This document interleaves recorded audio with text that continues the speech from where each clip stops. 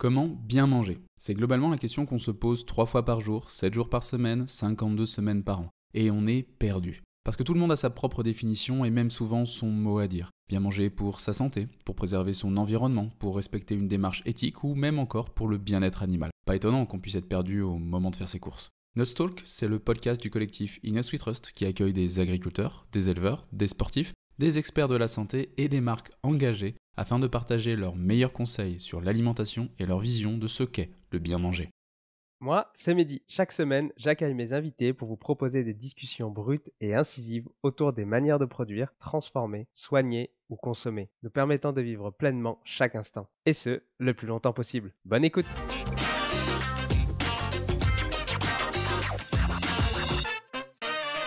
Aurélie Durand est coach en santé intégrative, naturopathe spécialisée dans la gestion du stress, professeure de yoga et formée à l'hypnose ericksonienne. De retour en France, après 12 ans au Mexique, où elle a exploré différentes facettes du monde professionnel avant de se tourner vers le bien-être et créer un espace dédié pour apprendre à gérer le stress afin de reprendre sa santé en main et retrouver vitalité et énergie. Aurélie partage ses meilleurs conseils sur la gestion du stress ainsi que l'alimentation à adopter pour y faire face. Dans cet épisode, découvre les différentes phases du stress et quelles sont les méthodes pour le gérer, comment prendre du temps pour soi quand on n'a pas le temps, comment l'alimentation influence le système nerveux, les méthodes à mettre en place pour laisser le corps récupérer, les aliments à privilégier et à éviter lors de rendez-vous d'affaires. N'oublie pas de t'abonner. Bonne écoute. Bonjour Aurélie, comment tu te sens aujourd'hui?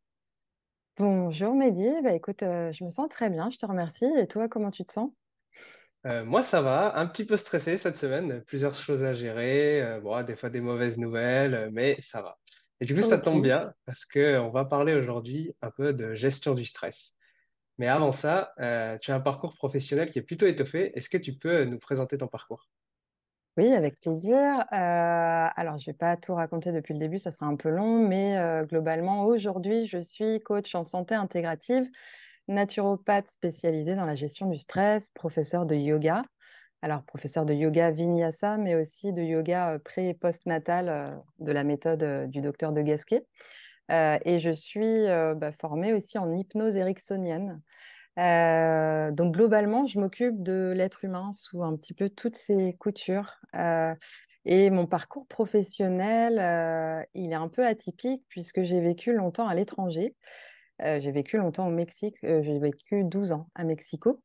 J'ai un parcours à l'origine. J'ai fait un master en commerce international, plutôt appliqué vers les pays d'Amérique latine. Et je me suis passionnée donc pour l'Espagne, pour le Brésil ensuite, et ensuite pour le Mexique. Et là, bah, j'ai enchaîné plein de boulot, tu vois. À chaque fois, je sentais que c'était pas vraiment fait pour moi. Et en parallèle, quand je me suis juste diplômée, donc en master 2 de commerce international, j'avais demandé des fascicules de naturopathie. Et je m'étais dit non, maintenant, faut travailler un petit peu. Donc, à Mexico, j'ai enchaîné plusieurs types d'emplois. Donc, j'ai pas mal d'expérience dans tout ce qui est management et marketing et commerce. Et en parallèle, ben, j'ai renoué petit à petit avec le monde du bien-être. Donc, ça a commencé avec les arts martiaux, le yoga, et ensuite avec une première formation en santé et nutrition intégrative avec les États-Unis. Donc, c'était en 2014. J'ai fait cette formation en ligne. Donc, il faut savoir que les États-Unis, ils sont un peu en avance sur certains sujets, pas sur tous, mais sur pas mal quand même. Au niveau de la santé intégrative, notamment, quoi, la santé holistique globale. Et j'ai fait cette formation en ligne, j'ai adoré, ça a changé pas mal ma vie. Et j'ai continué à me former, donc, et j'ai décidé de revenir en France, c'était il y a maintenant 5 années, il y a 5 ans. En 2018, j'ai décidé de revenir en France parce que justement, le fait d'avoir fait cette formation, ça m'a prouvé que j'étais plus vraiment alignée, tu vois, avec ce qui était bon et juste pour moi, et que le stress faisait part intégrante de ma vie à Mexico. Donc, j'étais dans une ville de 23 millions d'habitants, sursollicitée en permanence. J'avais un enfant récemment, j'ai eu un enfant en 2015, donc tu vois, jeune maman, etc., le stress, j'ai voulu me rapprocher de mes racines et revenir à plus de tranquillité. Ça correspondait plus à ce que j'avais approché, tu vois, avec la formation en santé intégrative.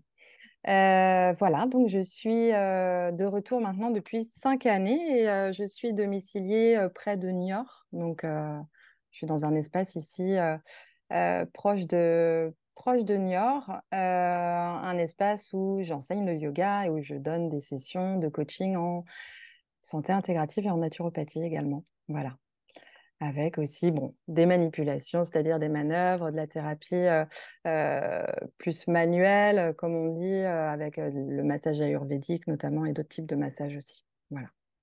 On va parler un peu plus d'une thématique qui prend de plus en plus d'ampleur, c'est la gestion du stress. Mais d'abord, est-ce que pour toi, le stress, c'est quelque chose de négatif?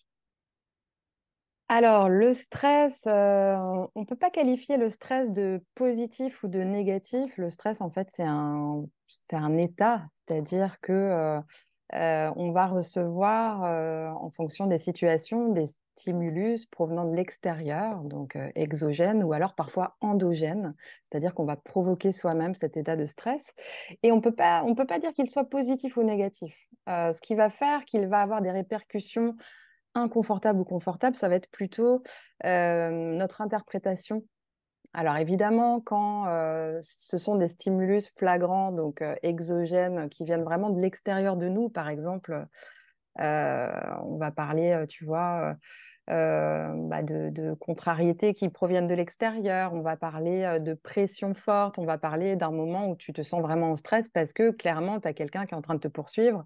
Ça, c'est exogène, tu peux pas lutter contre, le stress est là.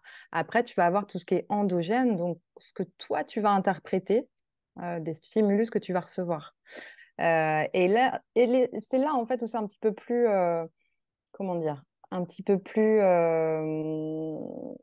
délicat, puisque la personne, finalement, va pouvoir interpréter de façon négative, mais même si j'aime pas trop dire positif ou négatif, parce que plutôt de façon inconfortable, elle va pouvoir interpréter ce stimulus, alors que peut-être que pour une autre personne, si tu veux, il y aura aucune raison de stresser, entre guillemets.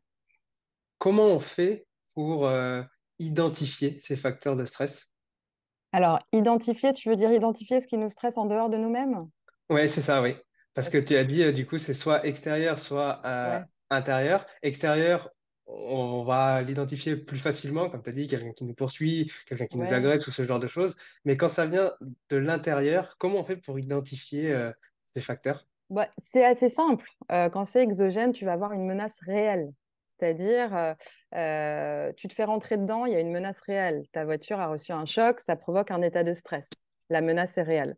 Quand ça provient de toi, ça va être une menace que ton organisme considère comme réelle, mais qui finalement est vraiment relative. Par exemple, ça va être des situations où tu vas sentir que la personne face à toi, peut-être elle t'a regardé de travers et tu vas surinterpréter. Donc, tu vas recevoir ça comme un moment de stress, alors que finalement, en soi, il n'y a pas de réelle menace. Tu vois, c'est un petit peu comme si tu comparais les situations de stress qu'on avait quand on était homme préhistorique, où là, la menace était réelle. Et finalement, dans nos sociétés, toute stimulation autour de soi peut devenir potentiellement stressante. Ça va être parfois une réflexion d'un proche, ça va être parfois le souvenir aussi d'une situation qui va faire que ça va nous mettre dans un état de stress alors que la situation n'a rien à voir finalement avec quelque chose de stressant. Tu vois, ça va être vraiment un état de perception. Donc si on se dit déjà, est-ce qu'il y a vraiment menace réelle autour de moi?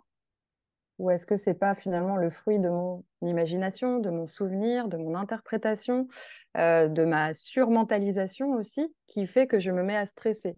Est-ce qu'il y a une raison de vie ou de mort ou pas aussi?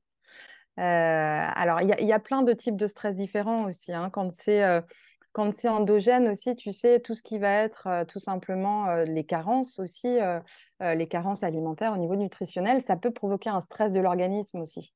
Ça, tu n'en auras pas forcément conscience.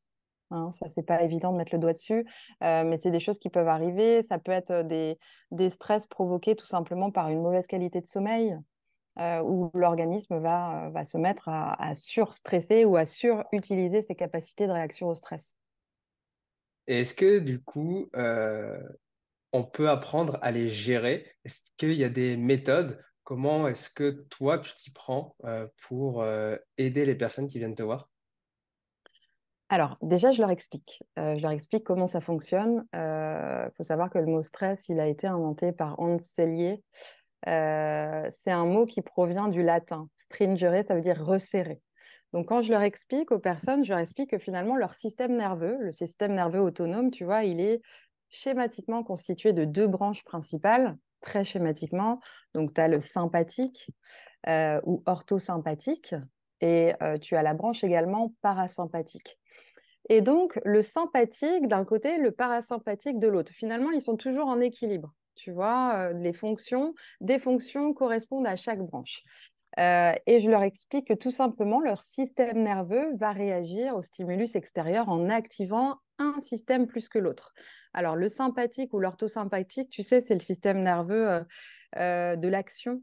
Donc, c'est celui qui s'active principalement en situation de stress. Donc, tu vas avoir les muscles qui se contractent, transpiration, les mains moites, les pupilles qui se dilatent pour faire face au danger. Et le parasympathique, schématiquement, c'est plutôt le système nerveux de la détente, de la digestion, relaxation, des pensées plus claires aussi, des fonctions cognitives plus posées, la faculté de régénération. Donc, je leur explique tout simplement que ces deux branches du système nerveux, elles vont en permanence être en équilibre et qu'on peut, par le biais d'actions très simples, peu importe les phénomènes qui se passent autour de nous ou à l'intérieur, on peut venir activer plus ou moins l'une des deux branches. Et c'est là-dessus qu'on va travailler en fait. Sur l'activation, alors on va plutôt être dans l'activation du système nerveux parasympathique. Alors je leur en parle souvent, activer le parasympathique. Qu'est-ce que ça veut dire activer le parasympathique? On va activer plutôt le côté yin.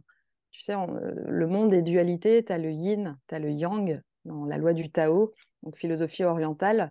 Le yin, ça va être plutôt tout ce qui est accueil, digestion, relaxation, régénération, plutôt le côté féminin. Donc, tout le monde a ses parts de yin en lui, et donc associé au parasympathique, le yin, et le yang va être associé finalement au sympathique ou orthosympathique. Et donc là, tu seras dans le mouvement, dans l'action, tu sais, dans cette espèce d'activation de tout ton corps. Pour activer le parasympathique, il y a toute une panoplie de solutions. Par contre, il faut les mettre en place. C'est-à-dire, je vais leur donner plein d'exemples. Alors, on va utiliser, tout d'abord, on va faire ensemble un bilan, tu vois, plutôt au niveau alimentation. On va parler de l'alimentation ensemble, voir si elles ont bien tous les nutriments, parce qu'on pense rarement à ça. Et ça peut être, pour moi, c'est le premier facteur. Donc, regarder s'il n'y a pas éventuellement un manque de certains nutriments qui sont indispensables, notamment pour le système nerveux.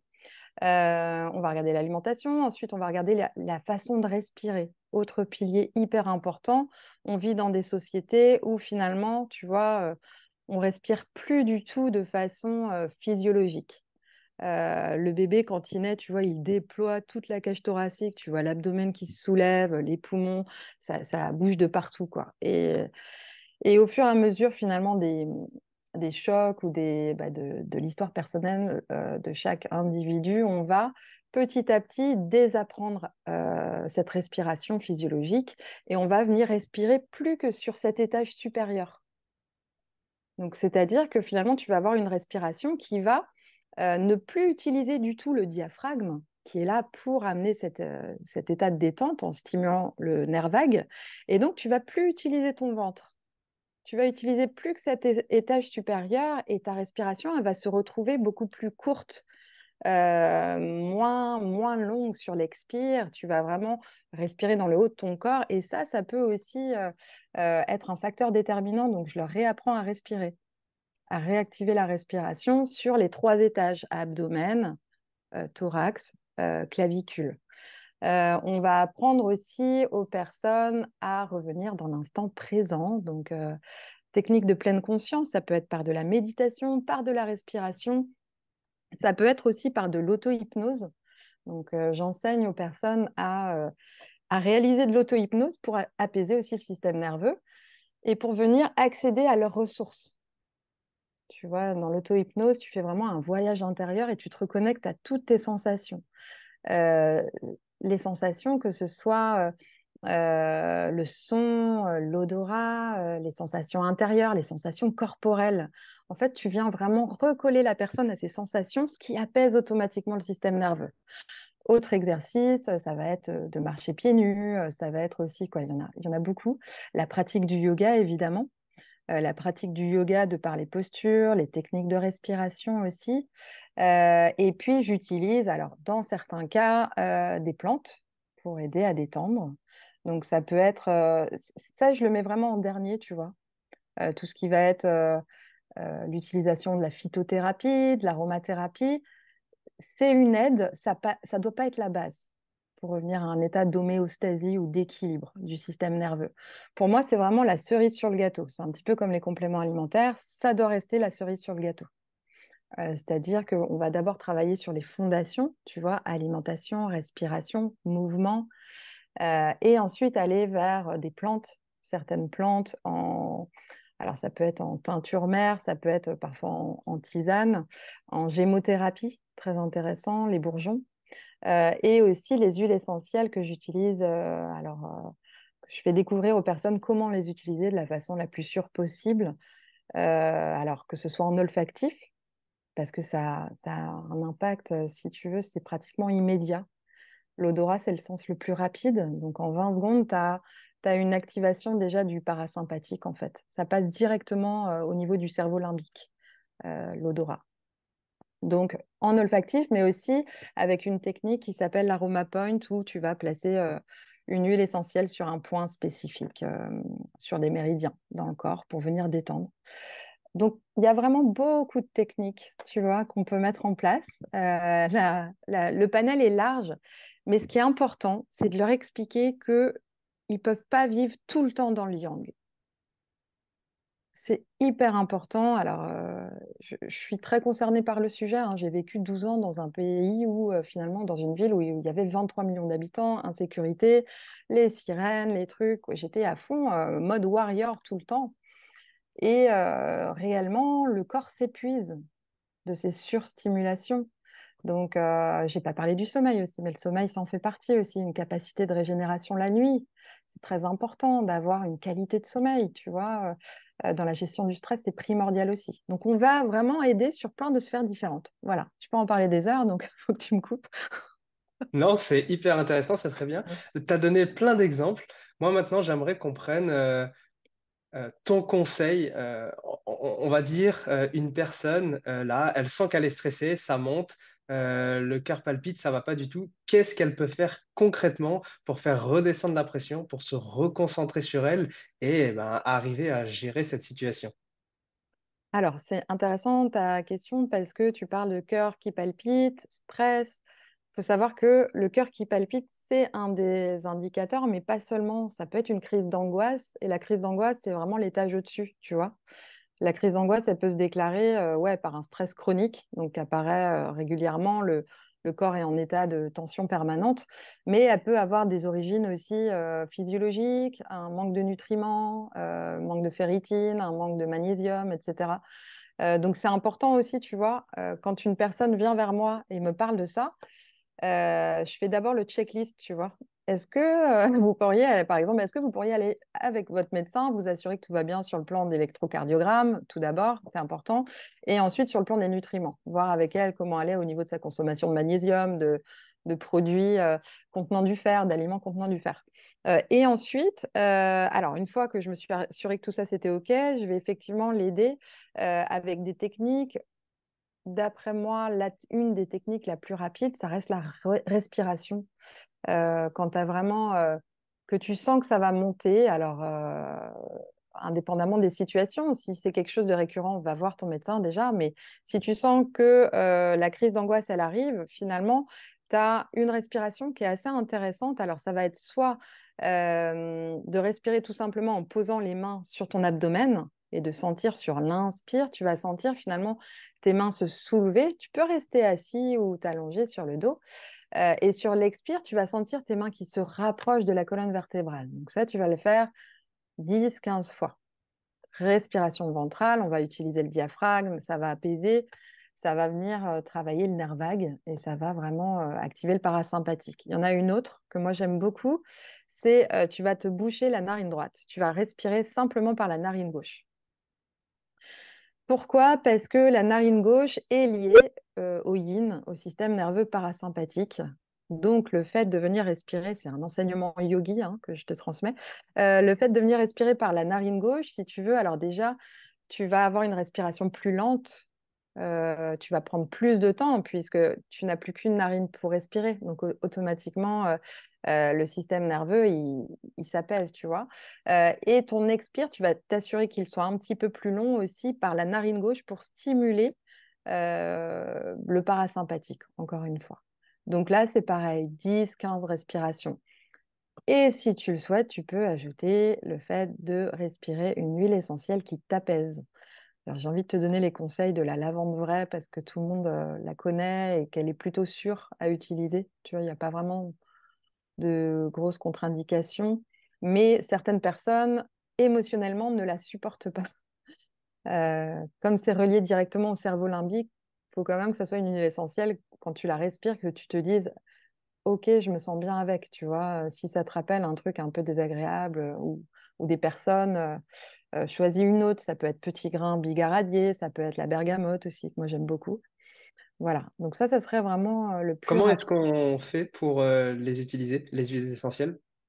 Alors, les huiles essentielles, il y a pas. Tu as trois façons d'utiliser tes huiles. Tu as soit dans l'atmosphère olfaction, l'odorat, donc qui est le sens le plus rapide, comme je t'ai dit tout à l'heure. Donc là, c'est hyper intéressant. Il faut évidemment lire les contre-indications parce que chaque huile a des propriétés. C'est des molécules thérapeutiques très fines, très volatiles. Donc, certaines huiles ne peuvent pas être utilisées ou respirées par des personnes asthmatiques, par exemple, tu vois.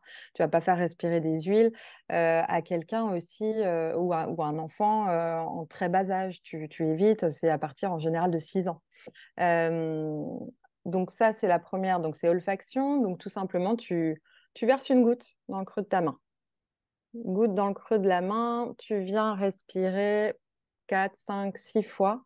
Le creux de ta main, tu inspires par le nez, tu expires par le nez ou la bouche, c'est comme tu veux. L'autre façon, ça serait de venir l'appliquer de façon locale, topique, sur la peau. Donc là, tu vas diluer ton huile essentielle. Là encore, au cas par cas, il faut faire attention au type d'huile. Donc pour la détente, lavande vraie. Tout ce qui va être citrique comme petit grain bigaradier, orange douce, bergamote, fais juste attention parce que c'est photosensibilisant. Donc il y a une réaction avec le soleil. Donc tu ne vas pas en appliquer sur la peau parce que ça peut, voilà, ça peut brûler. Tu vas diluer une goutte d'huile végétale, une goutte d'huile essentielle et tu vas appliquer ici. Alors ici, ça peut être intéressant aussi sur ce niveau-là parce que tu as un point Alors d'acupression. ici, juste pour ceux qui Est-ce nous que tu écoutent, vois? c'est Ouais. au Ah oui, niveau pardon. de... Ouais, Excuse-moi. précise. Alors ici, tu vas être finalement au niveau de ton poignet. Donc quand tu suis finalement ton bras depuis ton coude sur le côté extérieur de ton bras, tu vas aller vers ton poignet et vers ta main. Donc tu es dans un petit creux, tu es sur le bord externe de ton poignet et il y a un point ici entre le pli, tu vois, de ta main et l'extérieur de ton poignet. Ici, tu as un petit creux. Ici, c'est un point d'acupression qui est hyper utile aussi pour apaiser le système nerveux. Donc ici, tu peux venir appliquer la dilution d'huile essentielle et d'huile végétale. Euh, c'est efficace aussi. Tu peux le faire aussi sous la plante des pieds. Sous la plante des pieds. Et la dernière utilisation des huiles essentielles, parce que tu m'as demandé ça, c'est en interne, mais personnellement, je ne conseille pas de consommer des huiles essentielles en interne sans avis médical ou d'un professionnel de santé ou d'un pharmacien. Parce qu'il y a plein de contre-indications et les huiles essentielles, on peut très bien les utiliser de façon olfactive et locale. Évidemment, sur conseil d'un professionnel aussi, c'est toujours mieux.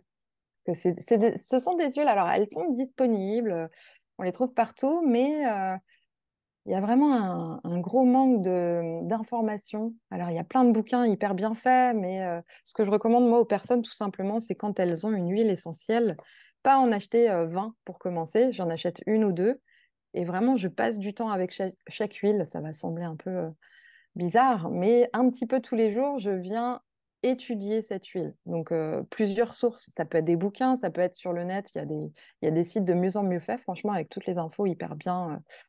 Parce que honnêtement, le pharmacien, hein, c'est pas pour leur jeter la pierre, mais ils n'ont pas le temps.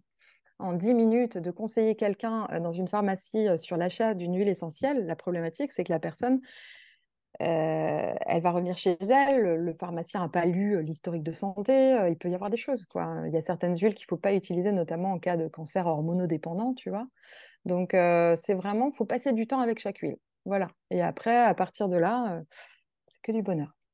Super, merci pour toutes tes explications. En vrai. Je pense que ça va aider vraiment plusieurs personnes.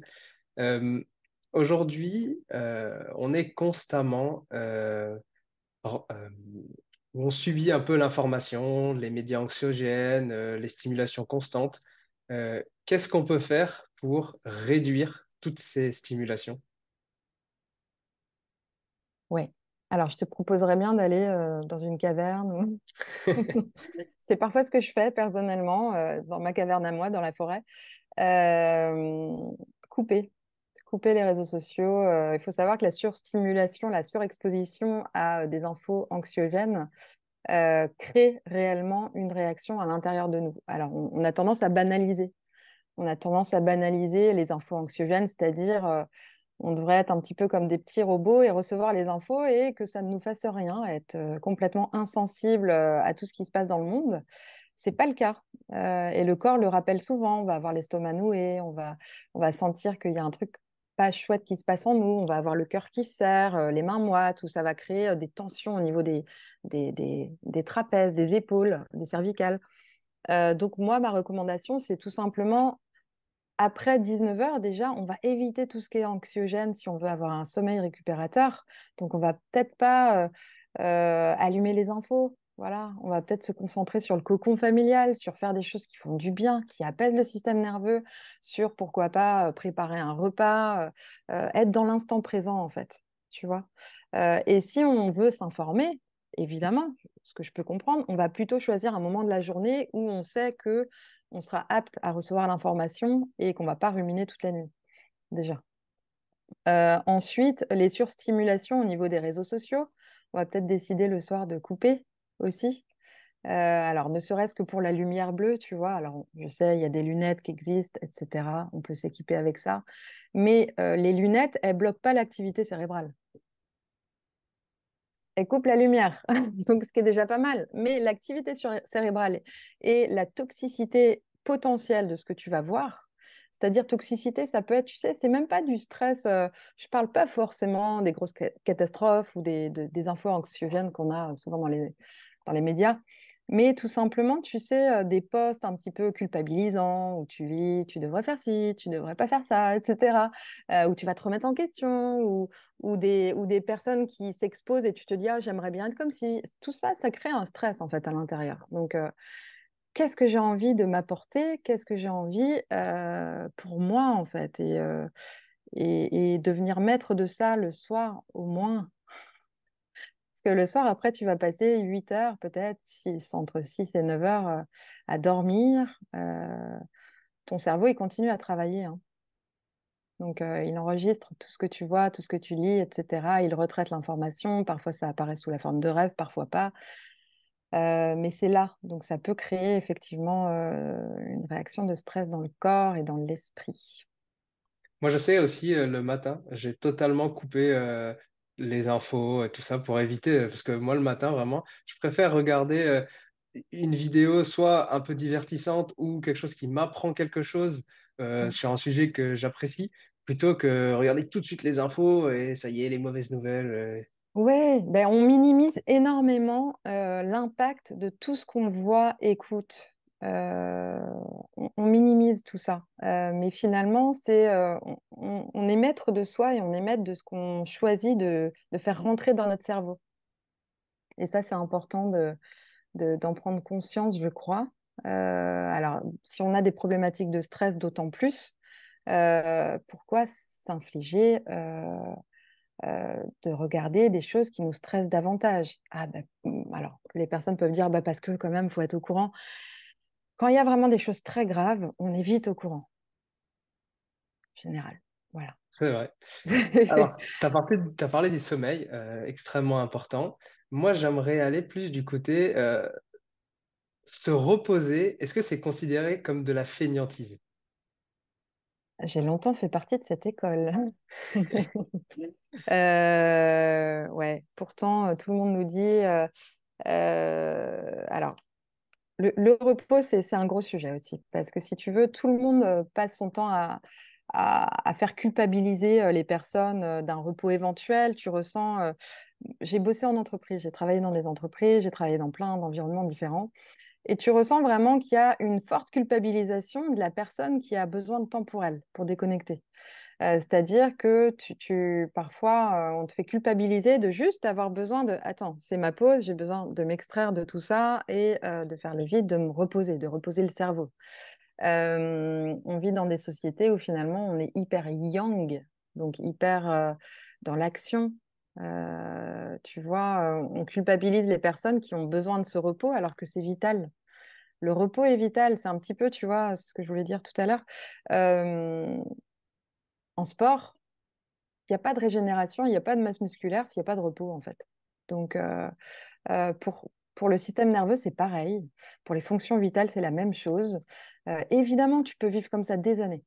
Ah, tu peux le faire, je l'ai fait. Tu peux le faire. Tu peux vivre des années. Tu peux vivre des années. Ton corps, il va être en permanence sursollicité. Gros esprit yang, je suis le meilleur, je peux y arriver, je me lève à telle heure, toute la journée, je suis à fond. Alors, il y a des caractères hein, qui sont comme ça aussi, hein, où on a voilà, peut-être plus d'énergie que d'autres, c'est vrai, mais c'est d'autant plus important de s'accorder le temps de régénérer. Régénérer, ça passe par du repos, par de la contemplation, par vraiment ce moment, tu vois, où tu n'as plus de stimulation, quoi. Ça peut être de la balade, ça peut être une marche, ça peut être un moment de silence, un moment où on dit non, c'est bon, là, j'ai besoin de m'asseoir tranquille et je coupe tout, je coupe le téléphone et c'est OK pour moi et c'est bon pour moi. Donc, effectivement, c'est en plus du sommeil. Le sommeil, c'est indispensable, on ne peut pas vivre sans dormir, ou en tout cas pas très longtemps. La régénération, elle se fait aussi dans ces moments de yin ou de repos euh, avec soi-même. Donc, alors, ça crée aussi parfois des malaises, hein, tu sais. On est, on est très habitué à se remplir de plein de choses Ah, de mais je comprends l'extérieur. totalement. Moi, j'étais vraiment comme ça avant, où il fallait toujours que je fasse quelque chose.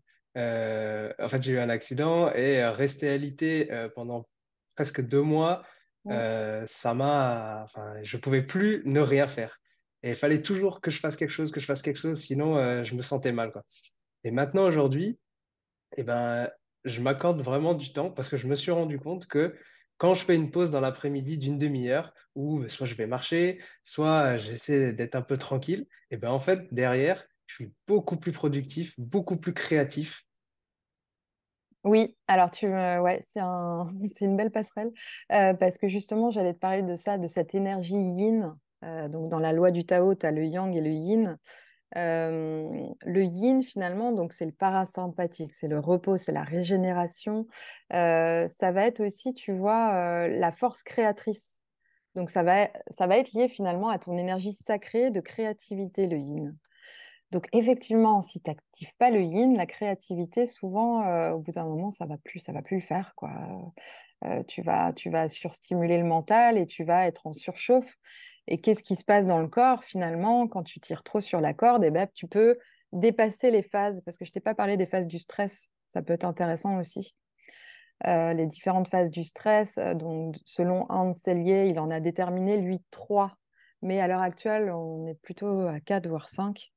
Les trois principales, c'était la phase d'alarme ou la phase d'alerte, où finalement le corps, tu vois, il va commencer, il reçoit un stimuli, alors plus ou moins intense, plus ou moins interne ou externe, hein, ça dépend des situations, comme on l'a vu, et il va commencer à activer certaines zones du corps, donc ça va venir activer la production de certaines hormones.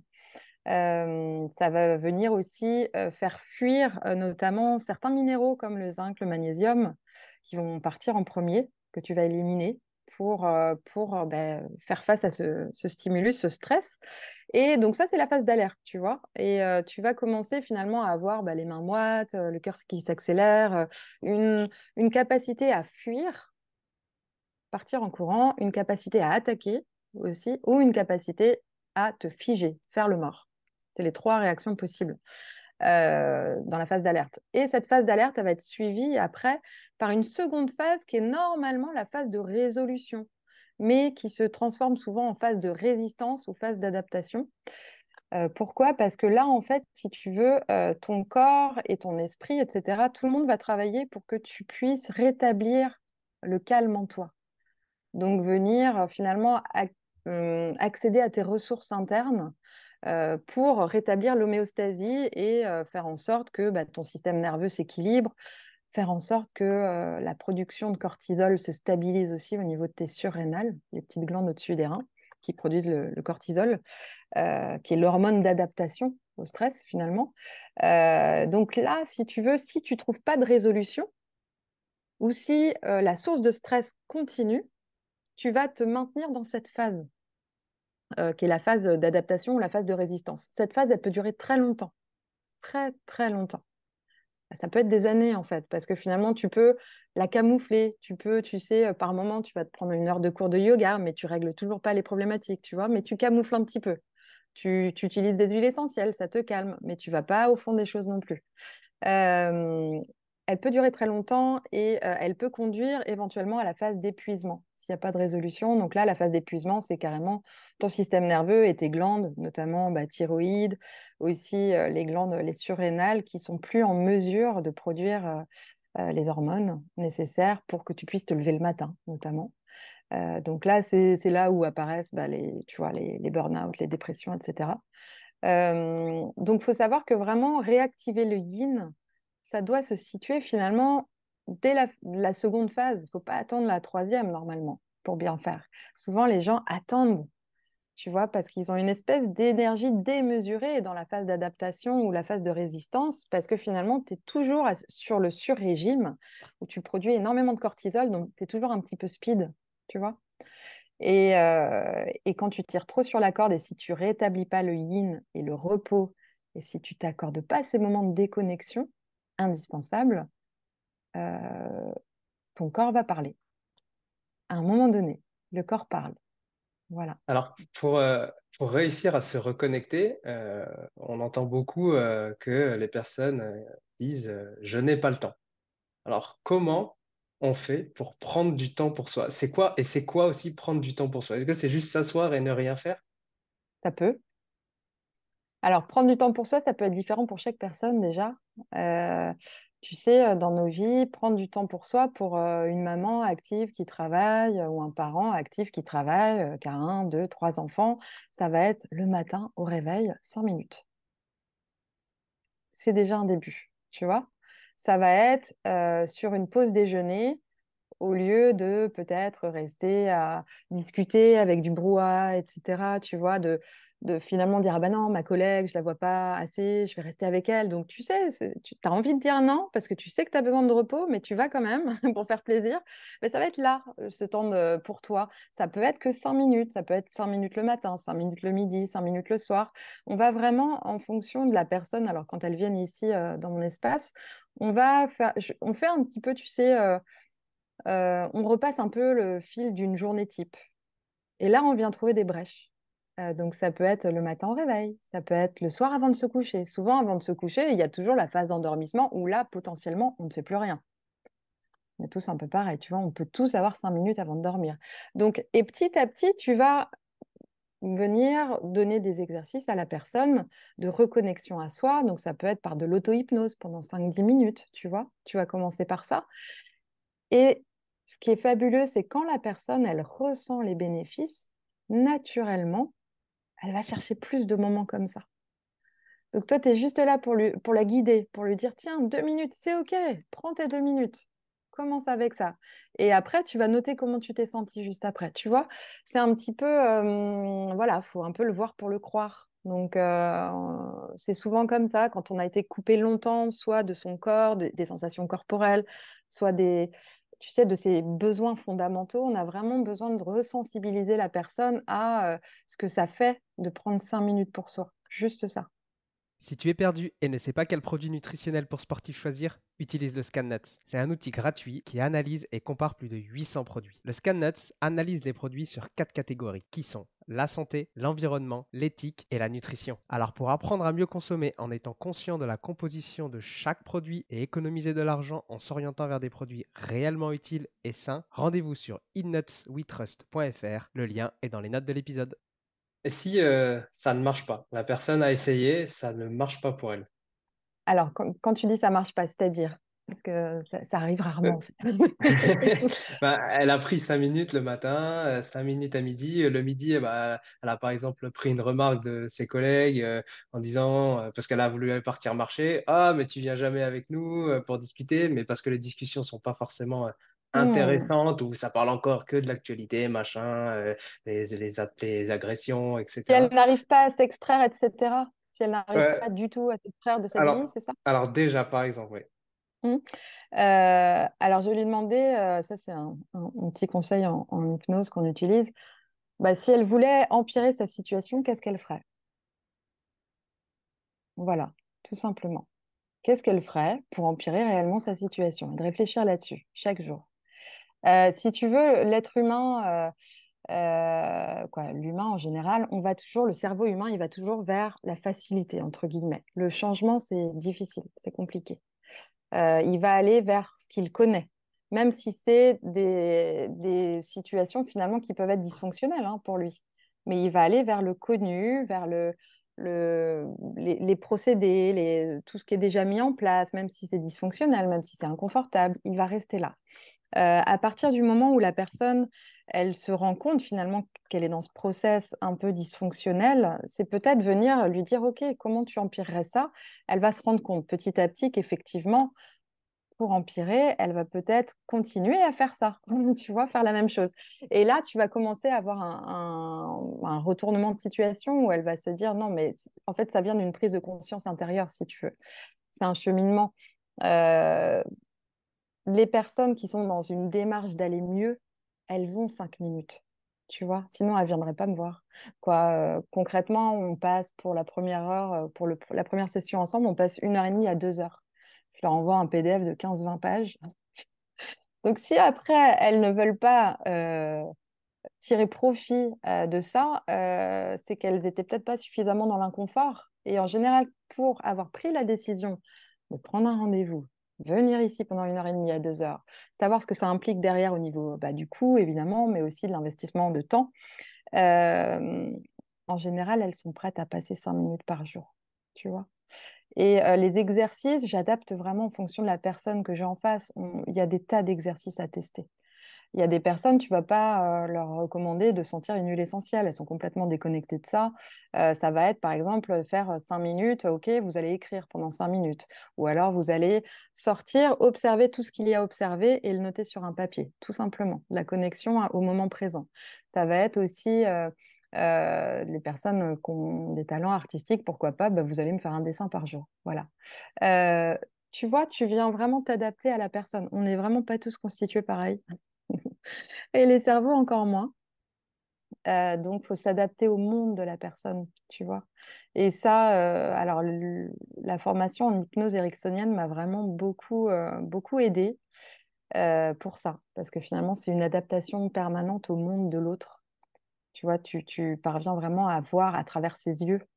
Et tu parviens justement à recommander des tâches ou des choses qu'il peut faire chez lui. Et finalement, il va sentir que c'est bénéfique, quoi. Euh, voilà. Combien de temps il faut pour intégrer une habitude? Alors, il y a eu en tout cas, moi, quand j'ai commencé à étudier, tu vois, c'était connu 21 jours pour adopter une habitude. Bon. Les neurosciences aujourd'hui, les dernières recherches, elles poussent ça plutôt sur 40 jours. Une habitude, une nouvelle habitude, 40 jours. Euh, Autant dire que quand on décide d'être dans cette démarche de prendre soin de soi, la qualité première qu'on va peut-être se demander, c'est d'avoir de la patience et de la bienveillance envers soi-même. Parce que on est bourré d'automatismes, de choses qu'on fait depuis des années et de façon inconsciente la plupart du temps. Et ça prend du temps de changer. Ça prend du temps, mais ça porte ses fruits. Voilà. Donc, c'est pas une pilule magique, encore une fois, tu vois, on n'est pas sur une petite pilule et tu détends le système nerveux et tout va bien. Ça demande un travail qui est plutôt plaisant quand on arrive à, tu vois, à atteindre ces états de quiétude et de bien-être. Finalement, les personnes, elles veulent plus. Tu vois, c'est un petit peu comme si elles avaient 5 minutes de bien-être et elles se disent, OK, mais je veux me sentir comme ça tout le temps. Donc, 40 jours pour une habitude, ouais. On va partir du côté un peu alimentation. Tu as parlé Oui, de carence alimentaire. ouais, Pour toi, l'alimentation, elle joue vraiment un rôle important dans cette gestion du stress? très important. C'est très important l'alimentation.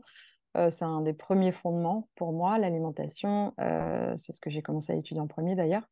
L'alimentation, elle va servir ou desservir ta vitalité et donc ton système nerveux finalement. Donc, il y a plein de choses qui vont rentrer en ligne de compte, tu vois, mais déjà, l'alimentation, donc tu vas avoir tout ce qui est mastication, le fait de bien mâcher, pardon, les aliments, de manger en pleine conscience, c'est-à-dire ça va pas être la même pour ton système digestif si tu es dans ta voiture entre deux réunions avec un sandwich ou un produit ultra transformé, X ou Y, que si tu es assis face à une table, dans un moment plutôt calme et que tu prends le temps de mâcher chaque aliment. Au niveau des carences éventuelles, ce qui est sûr aujourd'hui, c'est qu'on manque souvent, cruellement, de magnésium. Alors, c'est un peu le serpent qui se mord la queue là aussi parce que le magnésium, c'est un des premiers minéraux qui fuit, entre guillemets, qui part quand on est stressé. Or, dans l'alimentation classique, on peut trouver suffisamment de magnésium, tu vois, il faut à peu près 300 microgrammes par jour environ. Euh, mais ça veut dire qu'on fait attention à notre alimentation. Donc, ça veut dire qu'on va intégrer des aliments riches en magnésium.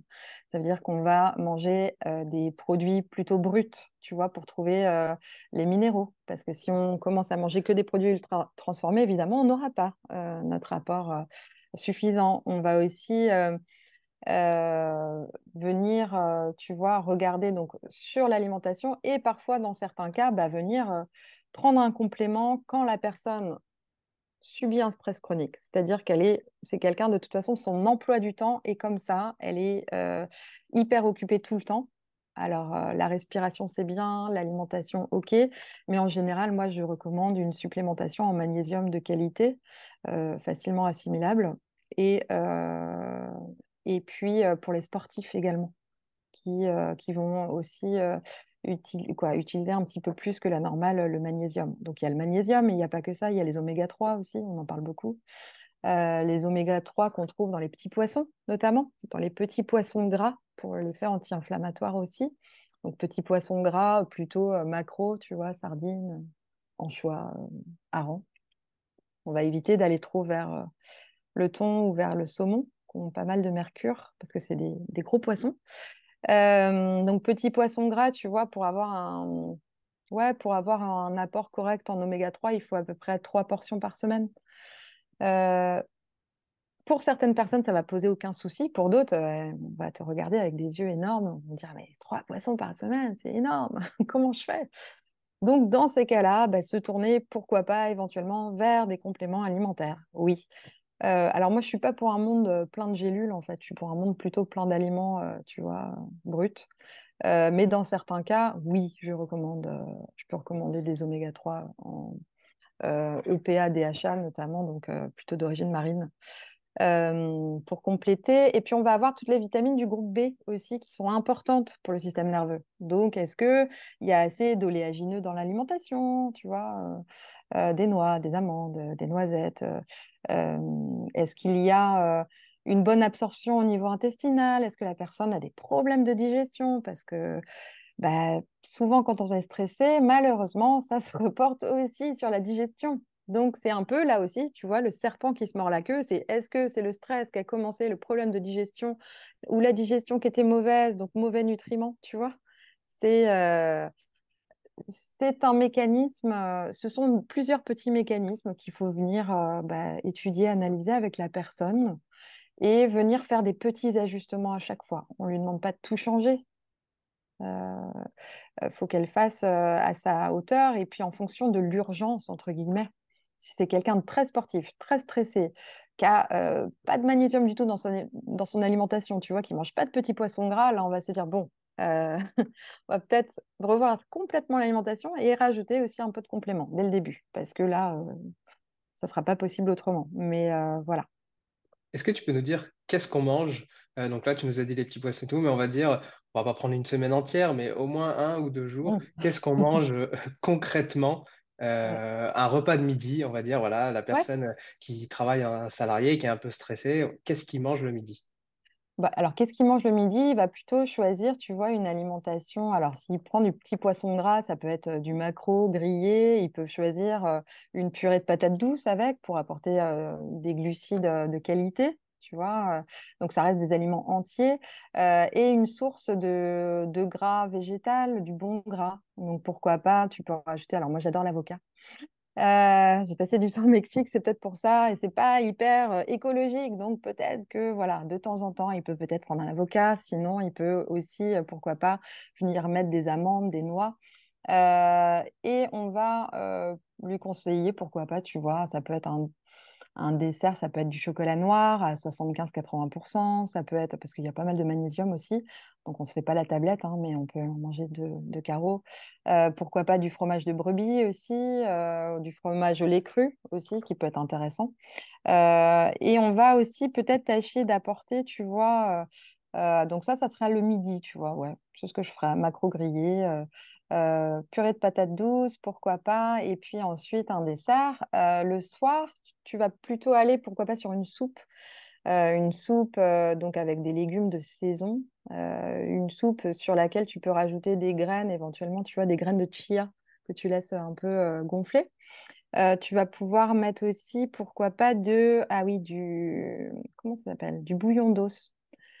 Je ne sais pas si tu connais. Alors, le Oui. bouillon d'os, moi, ma grand-mère, elle en faisait. Maintenant, c'est un peu le truc in, le bouillon d'os, parce que apparemment, on le trouve même en boîte, quoi. Je n'ai pas trop compris le principe. Mais si tu veux faire un bouillon d'os, tu prends des os, en fait. Tu prends des os comme si tu manges de la viande, tu vas prendre plutôt. Alors honnêtement, pardon, pas l'œuf, l'os de bœuf, finalement, ça sera le plus riche, ça sera le plus intéressant. Sinon, ça peut être l'os de poulet, mais c'est moins intéressant. Et tu vas faire une soupe finalement et faire revenir, tu vois, bouillir. Et bah, la moelle va venir se dissoudre et va être extraite. Donc là, tu auras quelque chose qui sera très intéressant sur le plan alimentaire, sur le plan nutritif. Tu auras notamment du collagène, mais tu auras aussi plein de minéraux avec les légumes. Donc, ça serait plutôt une soupe le soir, pourquoi pas un apport en protéines, mais plus léger, tu vois, pourquoi pas une préparation de quinoa avec un peu de lentilles pour avoir des protéines végétales. Donc, des lentilles, tu peux te faire un dalle de lentilles avec, euh, bah, alors c'est avec du lait de coco, tu sais, avec un peu de curry, des lentilles corail notamment, et du quinoa qui est très intéressant sur le point de vue nutritif aussi. Voilà, donc plutôt le soir, tu vois, on va éviter les viandes le soir qui sont un peu plus lourdes à digérer. Si tu veux consommer une protéine animale le soir, pourquoi pas aller vers du poisson, de temps en temps des œufs aussi, avec le jaune coulant pour avoir les bons nutriments, les vitamines encore présentes. Voilà, ça serait sur une journée. Les crudités, oui, mais attention, pas en excès. Plutôt le midi, tu vois. Donc, et puis de saison. Donc, moi, ce que j'adore rajouter aux crudités, ce sont les aliments, tu sais, lacto-fermentés. Je ne sais pas si tu connais. Oui. Donc, ouais. Donc, c'est très intéressant pour la flore intestinale aussi, mais pas que. Sur le point de vue, tu vois, vitamines.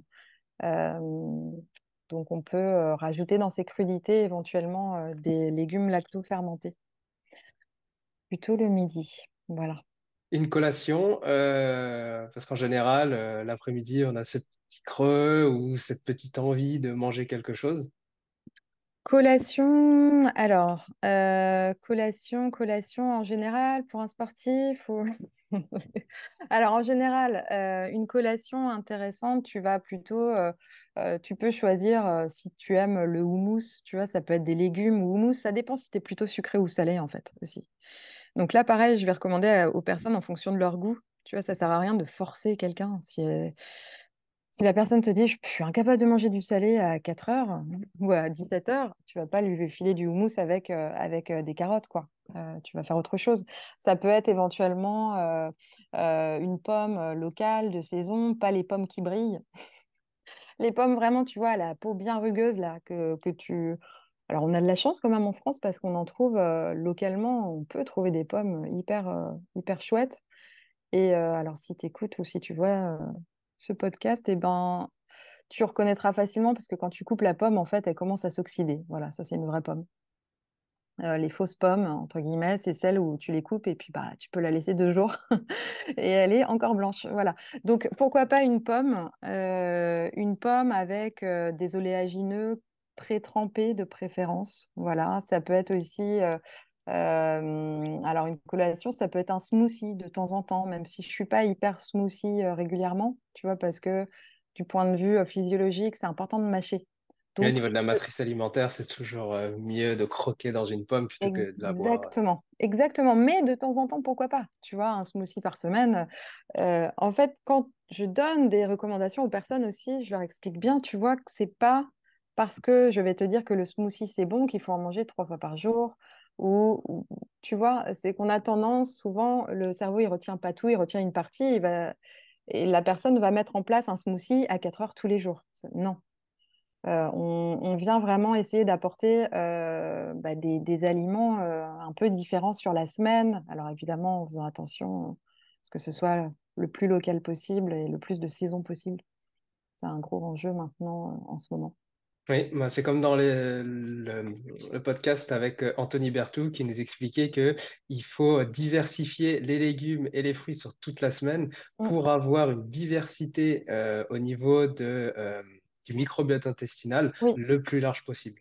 Alors, une diversité au niveau du microbiote et au niveau, pas que du microbiote en fait, au niveau des vitamines aussi, des apports en vitamines et donc en micronutriments. Parce que si tu consommes la même chose, c'est ce qui se passe souvent, bah, d'ailleurs, souvent les sportifs. Voilà, c'est aussi parce que j'ai côtoyé beaucoup de sportifs quand j'étais au Mexique, notamment et encore maintenant, mais où on va avoir, tu sais, cette alimentation où ça va être les Tupperware qui sont toute la semaine la même chose, etc.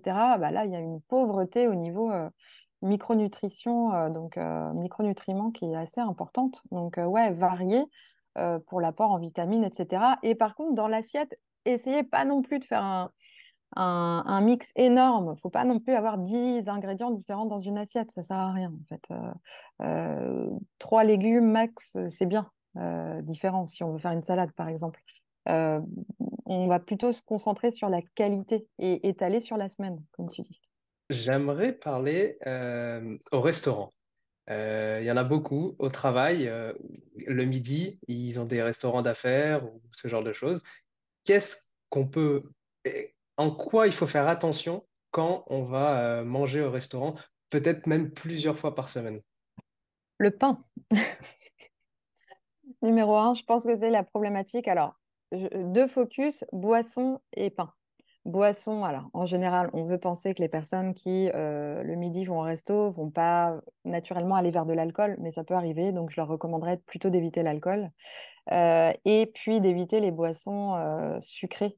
Donc c'est des sucres quand même assez faciles à éviter. Donc on va plutôt aller vers euh, de l'eau, euh, de l'eau tout simplement. Et le pain, alors ça peut être le piège.